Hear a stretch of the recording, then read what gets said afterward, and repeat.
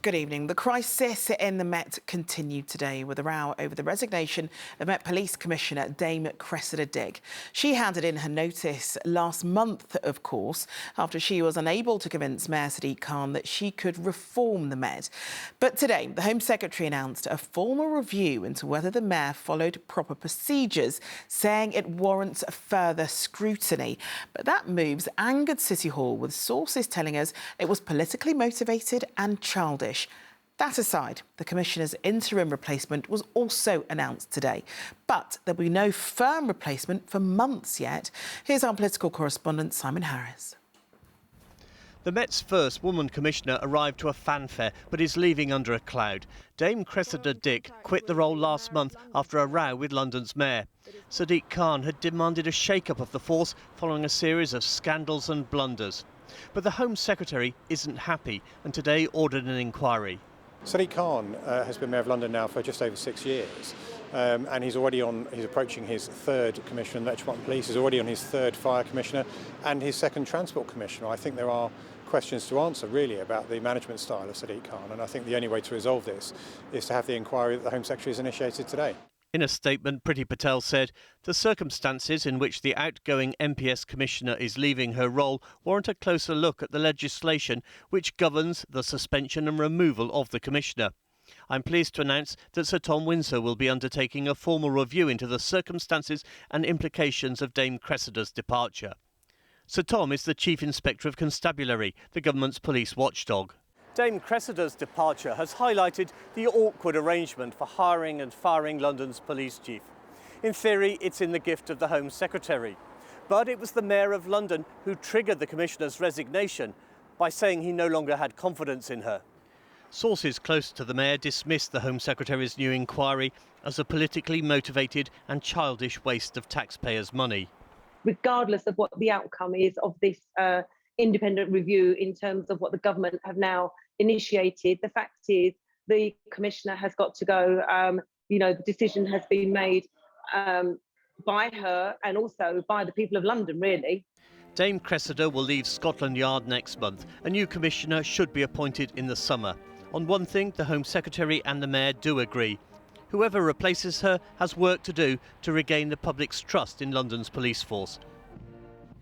So it doesn't seem great that you've got the Mayor and the Home Secretary seeming to fall out over this. Yes, Priti Patel went out of her way to praise Cressida Dick's exceptional dedication to fighting crime today, in contrast to what the Mayor clearly thinks of Cressida Dick these days.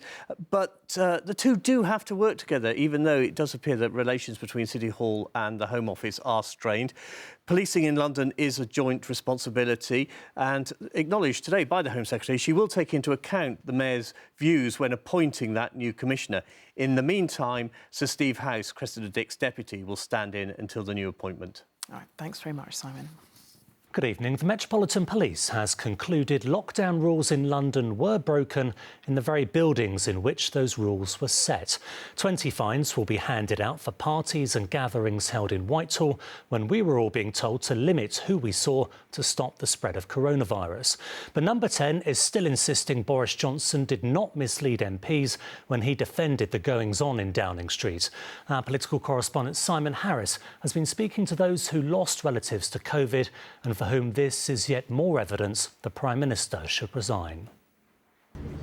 Fran's feelings for the people who parted in Downing Street could not be clearer. I have complete disdain and hatred for the people that have made those selfish decisions. Fran, who lives in Denham, along with other families who lost loved ones, helped create the National COVID Memorial Wall next to the Thames.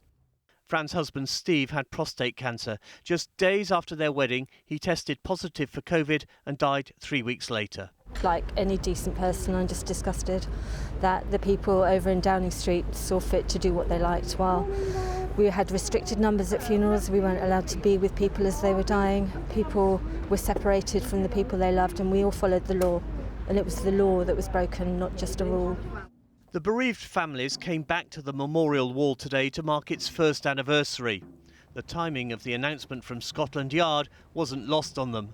I think there's a pretty raw juxtaposition between what we're doing here today and the fact that so many people at the heart of Downing Street were partying when many of these families were grieving, and that should be lost on Boris Johnson. In a statement, the police said, "We will today initially begin to refer 20 fixed penalty notices to be issued for breaches of COVID-19 regulations." What Scotland Yard wouldn't say today was who is getting a fine. The Met said when anyone is given a fixed penalty notice, as they're known, whether it's for breaking COVID rules or speeding, they're never identified by the police. As far as we know, the Prime Minister, who was at Westminster Abbey for Prince Philip's memorial service, wasn't among them. The Prime Minister hasn't received a fine. He has always said he would come to Parliament and talk about it if he has and answer questions. And I don't think we should just get into speculation. The guidance was followed and the rules were followed at all times. The Prime Minister repeatedly told Parliament that rules and guidelines were followed in Downing Street. But the fines are confirmation that COVID laws were broken by some at the heart of government. The bereaved families made their way to Downing Street to deliver a petition. They want the memorial wall to be preserved as a permanent reminder of the lives lost to COVID.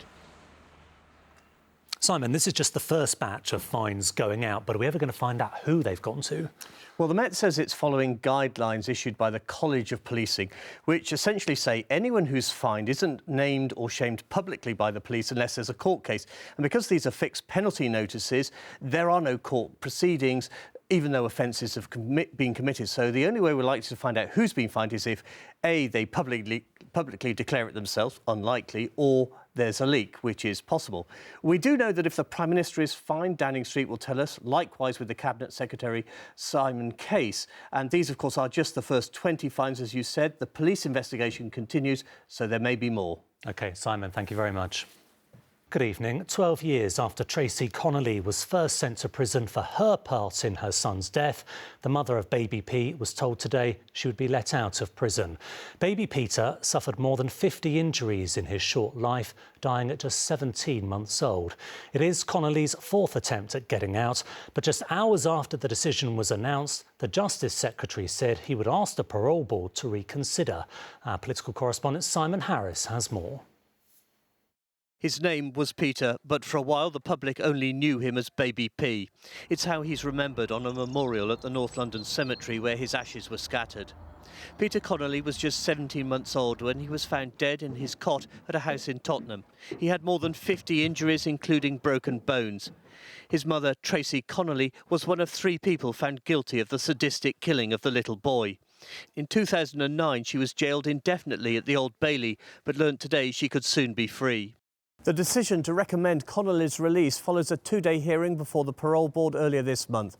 The panel was told that as a high-risk prisoner, she had been assessed by psychologists and undergone intensive treatment. The parole board announced the news in a statement saying parole board decisions are solely focused on what risk a prisoner could represent to the public if released and whether that risk is manageable in the community. I would like the parole board to be very clear, as to what the circumstances are, that they now believe that this person is ready to be released and that they won't commit a similar crime again and that they are ready to be reintegrated back into society. The government said it would try to stop Connolly's release. In light of the parole board's direction to release Tracy Connolly, I should inform the House that having carefully read the decision, I've decided to apply to the parole board to seek their reconsideration. Mr Raab was speaking during a debate on proposed reforms to the parole system. It is hugely timely given the disturbing news about the potential release of baby P's killer, and I fully support the Secretary of State in seeking a review. Connolly was charged with causing or allowing her son's death, along with her boyfriend Stephen Barker and his brother Jason Owen. They too were jailed. Peter's death was also a catastrophic failure of child protection. He was on Haringey Council's at-risk register and had been seen more than 70 times by social workers and health professionals.